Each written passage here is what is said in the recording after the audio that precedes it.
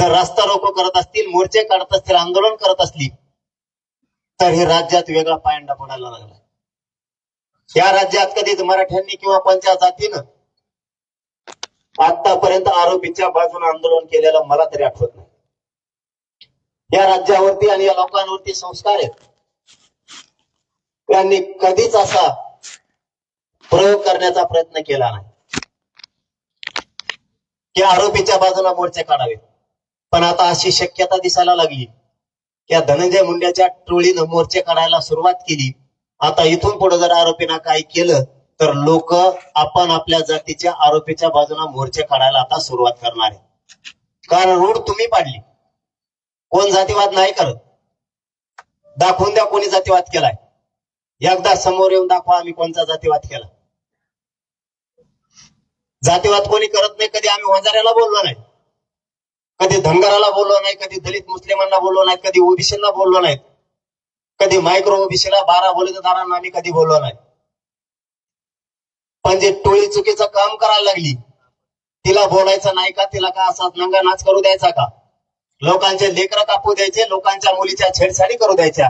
तरीही तुमच्या जर गुंडाच्या टोळीला बोलायचं नाही म्हणल्याच्या नंतर तुम्ही हा नवीनच पायंडा या राज्यात पाडायला लागला. ही सोपी घटना नाहीये. तरीही तुम्ही त्या कुटुंबाच्या बाजूला बोलायचं सोडून तुम्ही आरोपीच्या बाजूला बोलायला लागलात. हे मात्र तुमचं चुकीचं पाऊल आहे. कारण ह्या धनंजय मुंडेच्या टोळीमुळं त्यांच्या जातीची, त्यांच्या समाजाची त्या जिल्ह्यात पत होती, मान सन्मान होता.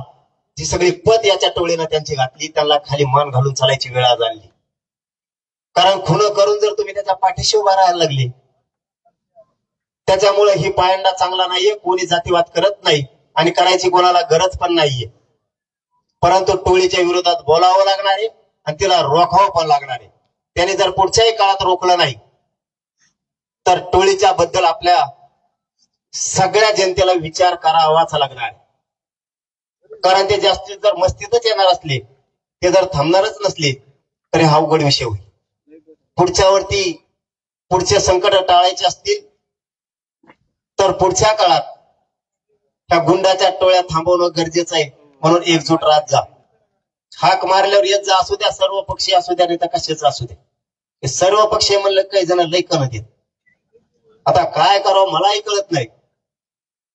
असुदला तरी असू द्या. एखाद्या वेळेस लेकीच्या हाकीला मान द्यायचं शिका.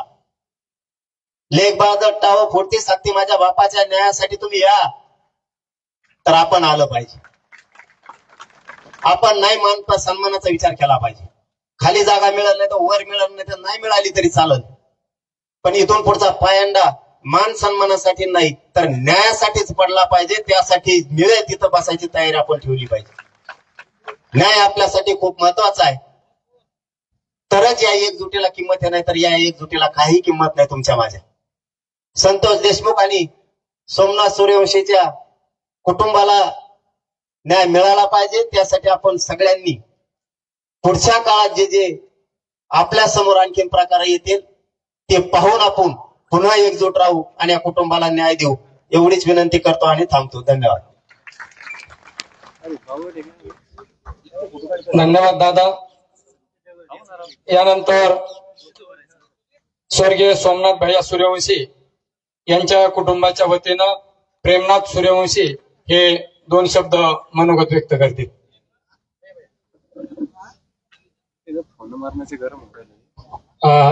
संतोष अण्णा देशमुख, माझे भाऊ सोमनाथ सूर्यवंशी आणि विजय बाबा